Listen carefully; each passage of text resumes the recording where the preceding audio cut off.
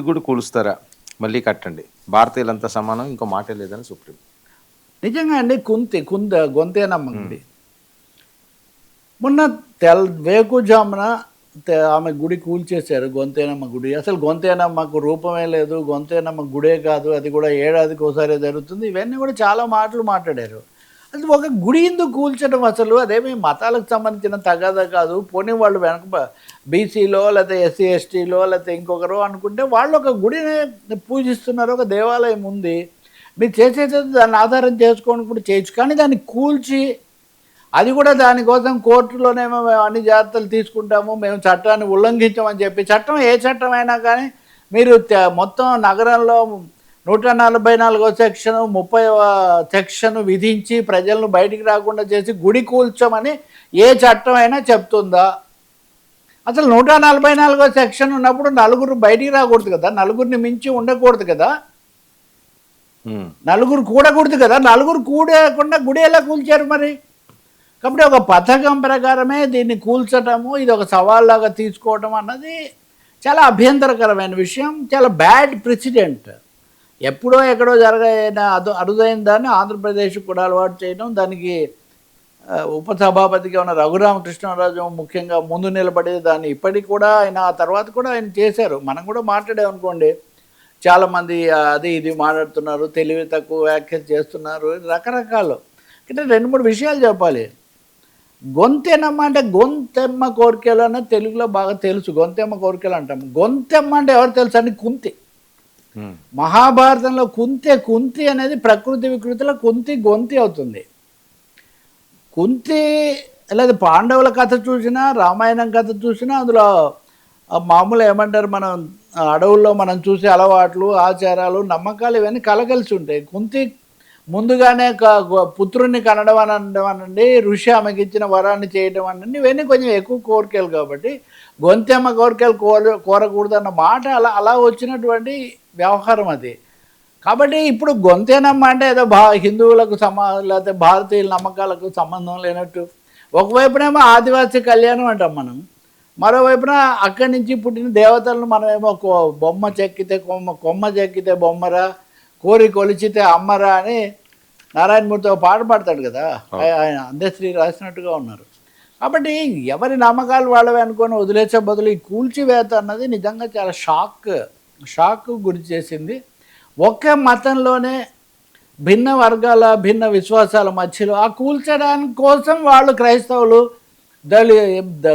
ఏమనాలి, మతం మారిన వాళ్ళు దళితులు కాదు, ఇలాంటి వాదనలన్నీ తీసుకొచ్చారు. కాబట్టి ఇది ఒక విధంగా ఆంధ్రప్రదేశ్ యొక్క లౌకిక మత సామరస్య సాంప్రదాయాల మీద ఇది ఒక పెద్ద వేటు. అంతకుముందు ఒక రాముడి విగ్రహం తల పగలగొట్టారంటే, లేకపోతే ఇంకో చోట రథం తగలబడిందంటే చాలా పొరపాటు అన్నాం మనం. ఇక్కడ అధికారికంగా గుడిని కూల్చడం కోర్టుల్లో కేసులు నడుస్తుండగా దీనికి ఏం చెప్తారు?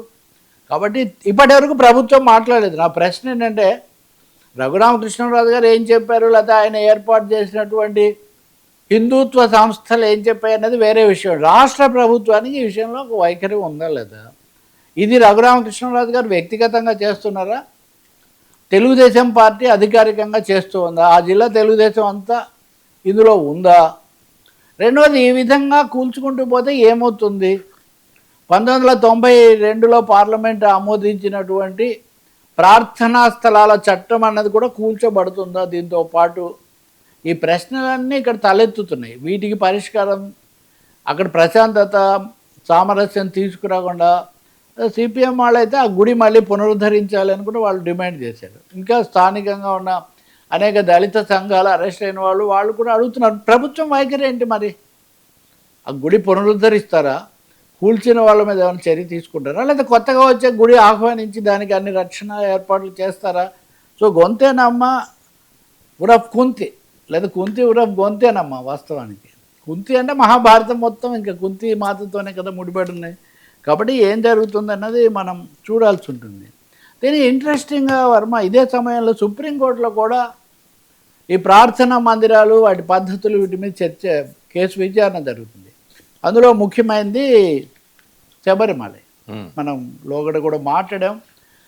అసలు అక్కడ ఏం జరిగినా మీరు మాట్లాడకూడదు, కొన్ని కమ్యూనిటీస్ పెట్టుకుంటే, ఇది కూడా ఒక కమ్యూనిటీస్ పెట్టుకుంటే మతాల వారీగా ఉంటాయి. అక్కడ వాళ్ళు తప్ప ప్రభుత్వము బయటి వాళ్ళు అధికారులు జోక్యం చేసుకోకూడదు. అధికారులు జోక్యం చేసుకుంటేనే కదా ఇక్కడ అనుమతి లభించింది. అధికారులు ఏం జోక్యం చేసుకోకుండా కోర్టుకు వదిలేయలేదు కదా, సెక్షన్ పెట్టింది అధికారులే కదా. ఉదాహరణకు దీన్ని మనం కంపారిటివ్గా చూస్తే. కానీ సుప్రీంకోర్టులో మటుకు justice Amanullah, justice B V Nagarathna, justice Sundaresan చాలామంది ఈ కేసు విచారిస్తూ ఒక మాట చెప్పారు. ఇది ఒక రాజ్యాంగబద్ధమైన దేశంలో లోపల మీకేమీ ఉండదు అని చెప్పడానికి వీల్లేదు. తప్పకుండా కొన్ని ఉంటాయి, అక్కడ వచ్చే భక్తులకు కొన్ని హక్కులు ఉంటాయి, ఆ యొక్క సమూహానికి కొన్ని హక్కులు ఉంటాయి. వీటన్నింటినీ కాపాడే వైఖరి తీసుకోవాల్సిందే తప్ప మా గుడి మా చేతుల్లో ఉంది మేం చేస్తామంటే కుదరదు అనే ఒక మాట ఈ న్యాయమూర్తులు అందరూ కూడా చెప్పారు. అక్కడ చెప్పడంతో పాటు చెప్పితే అప్పుడు ఒక ఉపాధ్యాయుని ఒక ఆయన కేసులు వేస్తుంటాడు, ఆయన మాట్లాడితే అట్లా కాదు, అన్ని మతాలు ఒకటే కాదు అని రెండు వాదనలు వచ్చాయి. హిందూ మతం ఒక్కటే, వసుధైక కుటుంబకం అని చెప్తుంది అంటే సరే, దీని మీద చాలా విమర్శలు ఉన్నాయి. వసుధైక కుటుంబకం ప్రపంచం అంతా ఒకటే అని చెప్తారు, కానీ పక్కన ఉన్న దళితులను రానివ్వరు కదా. ఆదివాసులు కింది కులాల వ్యత్యాసాలు హిందూ మతంలోనే చాలా ఎక్కువగా ఉన్నాయి. వివక్ష ఉంది కదా. దీనికి ఏం చెప్తారు? ఇంకో విషయం, అన్ని మతాలు ఒకటే అని కానీ, లేకపోతే మిగిలిన మతాలు ఇవి లేవు, మాది సుపీరియర్ మతం అని చెప్పడానికి దీని మీద జస్టిస్ బివి నాగరత్న చాలా తీవ్రంగా స్పందించారు. ఆల్ ఇండియన్స్ ఆర్ ఈక్వల్, భారతీయులందరూ సమానులే. ఈ విషయము ఇంకా నెగోషియబుల్ కాదు. ఇది భారత రాజ్యాంగం రీత్యా, న్యాయశాస్త్రం రీత్యా అందరూ సమానమైన సూత్రాన్ని కట్టుబడి ఉండాల్సిందే. ఇంకేదో చెప్పబోయాడు ఆ అడ్వకేట్, మీరు ఇంకా ఈ విషయంలో మాట్లాడకండి అని న్యాయమూర్తులందరూ కూడా కట్టకట్టుకొని చెప్పారు. అన్ని మతాలు ఒకటే అనే పేరుతో తగ్గించినా, లేదు ఈ మతం చాలా గొప్పదే అని చెప్పి తగ్గించినా ఇవి కుదరవని. మొన్న ట్రంప్ కూడా ఏం చేశారు, తన మీద కాల్పులు జరిపారు, ఆ నాటకాలు అవన్నీ అందరు చూశారు రకరకాల. కానీ ఆ కాల్పులు జరిపిన వాడు యాంటీ క్రిస్టియన్ లాగా కనబడుతున్నాడు అని ఒక కామెంట్ చేశాడు. అసలు ట్రంప్కున్న మతానికి ఏం సంబంధం? సో రాజకీయాలు, మతాలు, అది నేను మొన్న కూడా చెప్పే, అమలాపురం నుంచి అమెరికా వరకు పదే మతాన్ని తీసుకొని రావడం చాలా ఇదవుతుంది.